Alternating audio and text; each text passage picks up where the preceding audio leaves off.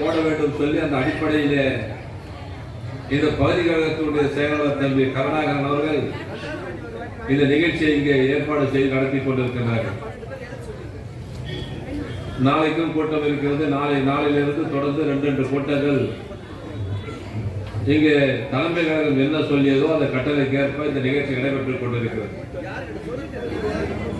அந்த வகையிலே இப்பொழுது நான் அதிக நேரம் பேச முடியவில்லை என்று சொன்னாலும் இன்றைக்கு நடக்கிற செய்தியாவது நாட்டு மக்களுக்கு சொல்ல வேண்டும் என்ற ஒரு நல்ல எண்ணத்தின் அடிப்படையில் சில செய்திகளை நான் சொல்ல வேண்டிய கட்டாயத்தில் இருக்கிறேன். ஒரு அரசாங்கத்தினுடைய முதலமைச்சர், நம்முடைய முதலமைச்சர் இன்றைக்கு எப்படி செயல்படுகிறார், தமிழ்நாட்டின் திட்டங்கள் எல்லாம் எப்படி நாட்டு மக்களுக்கு சென்று கொண்டிருக்கிறது, இன்றைக்கு திராவிட முன்னேற்ற கழகம், திராவிட மாடல் அரசு, இன்றைக்கு தளபதி அவர்கள் என்னென்ன திட்டங்களை போடுகிறார்களோ அது இந்தியா முழுவதும் இருக்கின்ற மற்ற மாநிலங்கள் பின்பற்றுகிறது. பின்பற்றுவது மட்டுமல்ல, அந்த வாக்குறுதியை கொடுத்து வெற்றியும் பெறுகிறது. இப்பொழுது நாங்கள் உங்களுக்கு கொடுத்திருக்கிறோம் மகளிர் உரிமை தொகை 1000 ரூபாய் என்று சொல்லியிருக்கிறோம்.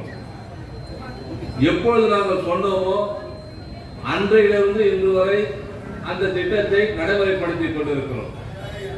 ஆனால் எதிர்கட்சியாக இருக்கின்ற எடப்பாடிக்கு தான் சொன்னார்னு கேட்டீங்கன்னா, திமுக சொன்னோம் ஆனா செய்யாதுன்னு சொன்னாரு. இதுவரை வாங்கியவர்கள் அத்தனை பேருமே மாதம் 15ஆம் தேதி கண்டிப்பாக ஒரு 1000 ரூபாய் வந்துருக்கு. வராதவர்களுக்கு அடுத்த மாதம் 9ஆம் தேதி முகாம் போட்டு அவர்களுக்கு கொடுப்பதற்கு உத்தரவு கொடுக்கப்பட்டிருக்கிறது. ஆனால் இதே திட்டத்தை கர்நாடகாவிலே சொன்னார்கள், நடைமுறைப்படுத்துகிறார்கள். இதே திட்டத்தை டெல்லியிலே சொன்னார்கள், பிஜேபி வெற்றி பெற்றார்கள், நடைமுறைப்படுத்தி விட்டார்கள். இதே திட்டத்தை மகாராஷ்டிராவிலே சொன்னார்கள், அவர்களும் வெற்றி பெற்று விட்டார்கள், திட்டத்தை தொடங்கினார்கள்.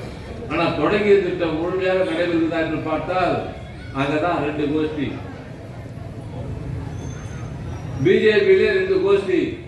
பால் தாக்கரே பிரிந்து போனவர் சிண்டேவார் பேரு எனக்கு சரியா தெரியல. சிண்டே தானா? ஏக்தா சிண்டே. இப்ப பாத்தீங்கன்னா அதை நிறுத்திட்டாங்க மகாராஷ்டிரால. ஆனா தமிழ்நாட்டில் நிறுத்தினாங்களா? கிடையாது.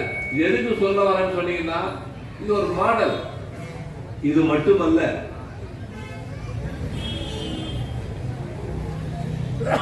முஸ்லிம்களுக்கு வக்ஃப் வாரிய சட்டம் என்று ஒரு சட்டம் ஒன்றிய அரசு கொண்டு வருகிறது. அதை திராவிட முன்னேற்ற கழகம் ஆரம்ப நிலையிலே எதிர்க்கிறது. எதிர்த்து பேசியது மட்டுமல்ல, நிலைக்குழுவுக்கு அதை அனுப்பினார்கள். நிலைக்குழுவிலும் நம்முடைய ராஜா அவர்களும் அப்துல்லா அவர்களும் கடுமையாக எதிர்த்தார்கள். மீண்டும் அது நாடாளுமன்றத்திற்கு வரப்போகுது, பில் பாஸ் ஆக போகுது. ஆனா அந்த பில் பாஸ் ஆவதற்கு முன்பாகவே தமிழ்நாடு சட்டமன்றம் அதை எதிர்த்து தீர்மானம் போட்ட ஒரே அரசு இந்தியாவிலே திராவிட முன்னேற்ற கழகம் மட்டும்தான். ஆனா போட்டது மட்டுமல்ல, அதுக்கப்புறம் தான் அவங்க பில் போடுறாங்க, பில் பாஸ் ஆகுது. பில் பாஸ் ஆன அடுத்த செகண்ட் உச்ச நீதிமன்றத்தில் திராவிட முன்னேற்ற கழகம் வழக்கு தொடுக்கிறது. பில் பாஸ் பண்ணி பிரசிடென்ட் கிட்ட போறதுக்கு முன்னே உச்ச நீதிமன்றம் இடைக்கால தடை உத்தரவு போட்டது என்று சொன்னால் அதுதான் திராவிட முன்னேற்ற கழகத்தினுடைய அட்வான்ஸ் டெக்னாலஜி. இந்தியாவிலே எந்த ஒரு மாநிலமாவது முடியுதா? செய்ய முடியுதா? இதுவரை உச்ச நீதிமன்றத்துக்கு சென்ற திராவிட முன்னேற்ற கழகம் இந்தியாவிலே கவர்னர் தீர்மானம் போட்டா கையெழுத்து போடணும், அதான் அவருடைய வேலை.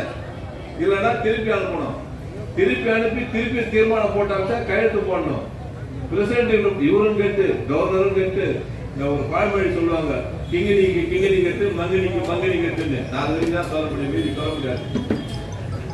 அது போல கவர்னரும் கேட்டு பிரசிடென்டும் கேட்டு ஒன்றிய அரசும் கேட்டு உச்ச நீதிமன்றம் ஒரு தீர்ப்பு வழங்கியிருக்கிறது என்று சொன்னால், இதுக்கு மேல ஒரு தீர்ப்பு இந்திய அரசியல் வரலாற்று சுதந்திர வரலாற்றிலே திராவிட முன்னேற்ற கழகத்தினுடைய முதல்வரை தவிர வேற யாரும் வாங்க முடியாது. அவர்களுக்கும் சேர்த்து உத்தரவு நாங்கள் பெற்றுக் கொடுத்தோம். சரி, இதெல்லாம் இப்படியே நான் சொல்லிக்கிட்டே போலாம். இன்னைக்கு தான் நிலவரம். இன்னைக்கு நிலவரம் என்ன? 2019 பொள்ளாச்சியில் நடைபெற்ற அந்த மிகப்பெரிய பெண்களை கற்பழித்த அந்த விவகாரம், அந்த விவகாரத்தை முதல்ல எடுத்தது திராவிட முன்னேற்ற கழகம். நம்முடைய மகளிர் அணி செயலாளர் கனிமொழி அவர்கள் தான் பொள்ளாச்சியிலே போய் ஆர்ப்பாட்டம் செய்தார். அதற்கு அனுமதியே கொடுக்கப்படவில்லை. வாகனத்தில் நின்று பிரச்சாரம் செய்தார். இன்றைக்கு நாங்கள் கொடுத்த அழுத்தத்தின் காரணமாக காவல்துறை சிபிசிஐடிக்கு போய் அப்புறம் சிபிஐக்கு போய் இன்றைக்கு தீர்ப்பு வந்திருக்கிறது. 9 பேரும் குற்றவாளிகள் என்று. கடைசி வரைக்கும் வெளியிலே வர முடியாத ஒரு தண்டனை. இப்ப என்ன சொல்ற எடப்பாடி? நாங்க தான் சிபிஐ கொடுத்தோம். கொடுக்காத இருந்து பாக்குறது தானே. பெண்பாவம் பொல்லாதது. நீங்க அன்னைக்கு வந்து அந்த பணியில நீங்க ஒழுங்காக நடவடிக்கை எடுத்திருந்தால், நாங்க தலையிடுவதற்கு முன்பாக நீங்கள் அவர்களுக்கு எஃப்ஐஆர் போட்டிருந்தால் கண்டிப்பாக உங்களுக்கு ஒரு மரியாதை இருந்திருக்கும். ஆனா இப்ப என்ன நிலைமை? உங்க ஆட்சியும் போய் இப்ப வர்ற இந்த காலத்துல நாங்க போட்ட அந்த கேஸ்லயும் நாங்க ஜெயிச்சு என்னென்ன வழக்குகள் நாங்க உச்ச நீதிமன்றத்தில் இது வரைக்கும் நான் ஒன்று மட்டும் சொல்லுகிறேன். திராவிட முன்னேற்ற கழகம் நீதிமன்றம் சென்று இதுவரை எந்த வழக்குமே தோற்றதில்லை. இந்தியாவிலே ஒரே ஒரு முதலமைச்சர் குற்றவாளியாக சிறையில் இருந்தார் என்று சொன்னால் அதிமுகவுடைய முதலமைச்சர் ஜெயலலிதா மட்டும்தான் காரணம். அதுவும் திராவிட முன்னேற்ற கழகம் தான் அன்றைக்கு வழக்கை தொடுத்தது, ஆதாரத்தோடு தொடுத்தது. நீங்க எல்லாம் அந்த காலத்துல சொன்னா நம்பல. அது ஒரு பெண்ணாச்சு, தைரியமான பொண்ணாச்சு, அது ஓட்டு போன நினைச்சீங்க. 900 ஏக்கர் கொடநாடு எஸ்டேட்.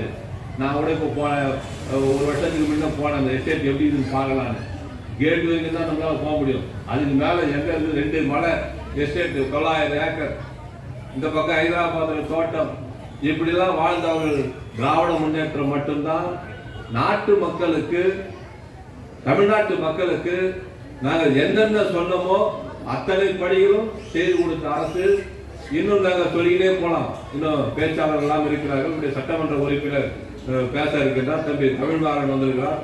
பகுதிகளில் சேர மண்டல குழு தலைவர்களாம் இருக்கிறார்கள். நான் ஒன்றை மட்டும் உறுதியாக சொல்ல முடியும். 7வது முறை திராவிட முன்னேற்ற கழகம் இப்ப நாங்க சொல்றோம் 200 சீட்டு ஜெயிப்போம் நாங்க சொல்றோம். சில பேர் கேட்கறாங்க, ஒரு தடவை ஆட்சிக்கு வந்தா அடுத்த வாட்டி வரமாட்டீங்களேன்னு. அது கூட அவங்க தரப்புல உண்மையா இருக்கலாம். ஆனா ஒன்று மட்டும் எனக்கு கிளியரா தெரியுது. 28/2016 தலைவராக பொறுப்பேற்றார். 28/2016 முதல்வராக நம்முடைய கழக தலைவராக பதவி பிரமாணம் எடுத்துக்கொண்டார். அப்போ சொன்னார், என்ன சொன்னார்னு கேட்டீங்கன்னா, நான் புதிதாக பிறந்து வந்திருக்கின்ற ஸ்டாலின், நீங்க பழைய ஸ்டாலினாக பார்க்காதீர்கள் சொல்லி அப்பதான் ஆரம்பிச்சாரு. என்றைக்கு அவர் திராவிட முன்னேற்ற கழகம் தலைவராக பொறுப்பேற்றாரோ அன்றையிலிருந்து இன்று வரை நின்ற அத்தனை தேர்தலிலும் வெற்றி பெற்ற ஒரே இயக்கம் திராவிட முன்னேற்ற கழகத்தை தவிர வேற இயக்கம் இல்லை. நாடாளுமன்றம் ஒரு தடவை 39 சீட்டும் ஜெயித்தோம். இந்த தடவை 40 சீட்டும் ஜெயித்தோம். இடைத்தேர்தலில் வெற்றி பெற்றோம். 2200 ஆட்சி பிடித்தோம். நாங்கள் உறுதியாக சொல்கிறோம், அடுத்து வர தேர்தலிலே திராவிட முன்னேற்ற கழகம் கண்டிப்பாக 7வது முறையாக இந்திய அரசியல் சரித்திரத்தில் தலைவர் சொன்னார் பாருங்க, பாயிண்ட் 2 இப்ப செஞ்சதெல்லாம் இதுவரை செய்த நாங்கள் சாதனைகள் எல்லாம் 4 ஆண்டு சாதனை. அடுத்த ஆண்டு வருகின்ற பொழுது நாங்கள் செய்ய இருக்கின்ற சாதனை இனிமேல் எங்களை யாருமே பின்தொடர முடியாத அளவிற்கு இந்தியாவிற்கே வழிகாட்டியான ஒரு இயக்கம் இருக்கிறது என்று சொன்னால் திராவிட முன்னேற்ற கழகம். மோடி என்ன மோடி வித்தை காட்டினாலும் சரி, இந்தியாவிலே ஒரு மிகப்பெரிய தலைவர் இருக்கிறார் என்று சொன்னால் நம்முடைய தலைவர் அண்ணன் தளபதியை தவிர வேற யாரும் இல்லை. நீ பாத்துருக்கீங்களா? மம்தா பானர்ஜி எங்க இருந்தாங்கன்னு தெரியல. எதிர்த்து ஒரு தலைவர் சொல்லுங்க பாருங்களா, இந்தியாவில் ஒரு தலைவர், ஒரு முதல்வர், இந்தியா முழுவதும் தெரிந்த முதல்வர் ஒருவர் இருக்கிறார் என்று சொல்லுங்க பார்க்கலாம். மோடி எதிர்க்கின்ற, மத்திய அரசு எதிர்க்கின்ற ஒரே ஒரு இயக்கம் ஏதாவது இருக்கிறது என்று சொல்லுங்க பார்க்கலாம். எந்த இயக்கமும் கிடையாது திராவிட முன்னேற்ற கழகத்தை தவிர. அதற்கு ஒரே ஒரு காரணம் என்னவென்று சொன்னால், தம்பி கருணாகரன் போன்ற தொண்டர்கள் இங்கு இருக்கிற காரணத்தினால் இயக்க தொண்டர்கள் இருக்கிற காரணத்தினால், எங்களை போல் தொடர்ந்து இந்த இயக்கத்தில் இருக்கின்ற காரணத்தினால், மேடையில் இருக்கின்ற அத்தனை கழகத்துடைய